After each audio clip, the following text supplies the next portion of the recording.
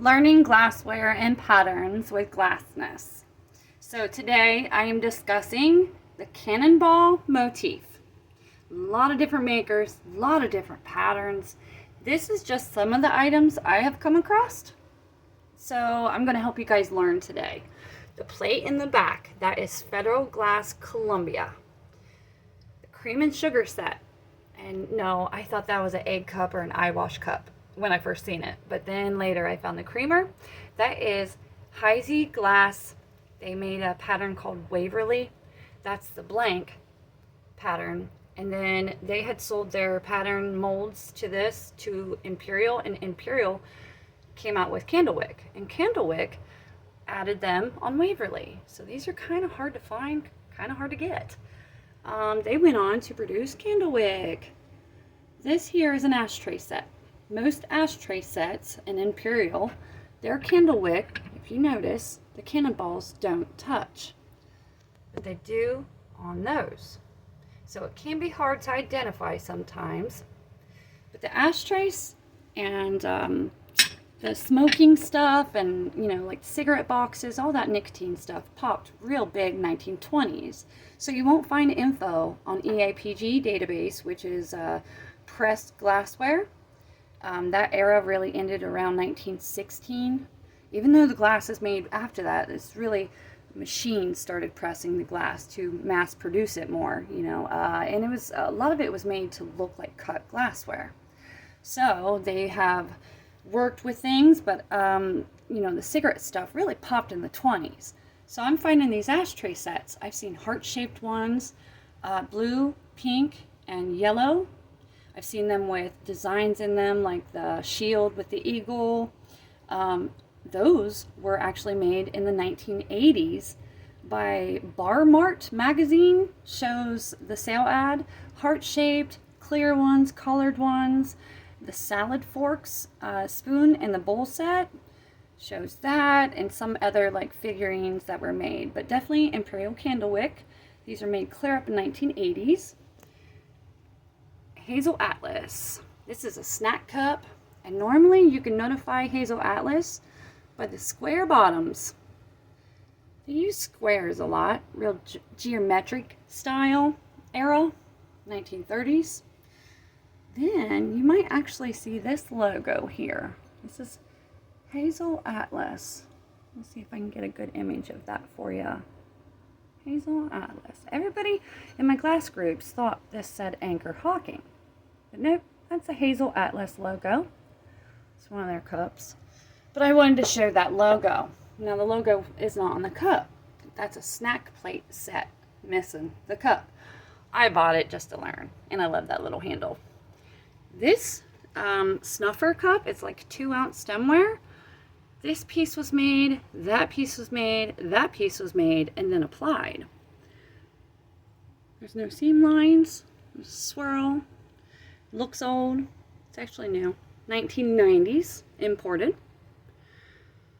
Anchor Hocking's Burple or Boopy. Different sizes of cups. I love the little sherbet there. This one here is super cute. Now, that's the candle holder. Single candle holder. You notice the cannonballs don't touch there either. A lot of people get these confused with Imperial Candlewick. They would look real nice with them and the creamer and all that stuff set together. It does match, but I'm one of these people to play in the glassware. Look what I just found out. The small set here, you take that, and I've recently learned of cup plates.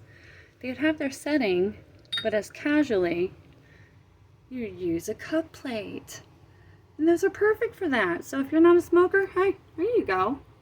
Now another thing I've also seen, which is cool, is during the holidays, they'll have placements, all their dishes laid out for the family and friends to gather. And they'll put wreaths around there, and they'll put like berries with them, and it's just decorative. I've seen them painted. They have issued them with gold on them, or you'll see them sometimes with like cut nature motifs or flowers, vines, laurel pattern, different like styles on them. I've seen them hand painted, cut, the gold detail, But the one thing that really pops with me with Anchor Hocking and knowing it's Anchor, look at the bottom. Do you see the flower? Only Anchor will have the flower. And it's those like little ribbed panels. Super cute. I thought about painting one just to see what it'd look like, but I can't bring myself to do it. Thought about painting that back there though. So, checking out glassware here. This is something to kind of look for. Yes, you see circles. Super cute. But if you bring it down, do you see that white stuff? That is corrosion. Perhaps from a dishwasher, not drying them all the way. It does come off, but you can run your glassware. And normally that goes in the glass. It's called glass sickness. And there's nothing really. Once glass has turned sick like that, it's not really able to be cleaned. But if you're attempting to clean stemware that gets that little bit of sickness or dustiness to it, I suggest using these here, these heavy duty soap pads, not the Brillo. The steel, don't use the steel. Use the cloth ones with the soap in it. And it really is helpful on glassware, like stemware. But I did use that on that plate and you saw it, it's still kind of sick. So I thought about painting them white or gold, silver. I don't know, I may just leave it alone. That would be cool to be painted though. I think that sunflower in the center would really pop. That's more kind of a starburst with cannonballs, I think. But Columbia by Federal Glass, Anchor Hocking, Boopy, Hazel Atlas Snap Cup, Candlewick, and Imperial Glasses mold of Heisey's Waverly Blank. There's the maker info for you guys and some history. Hope you enjoy. What do you guys think? I think my candle holder is already sold. Yay! But I'm listing these today.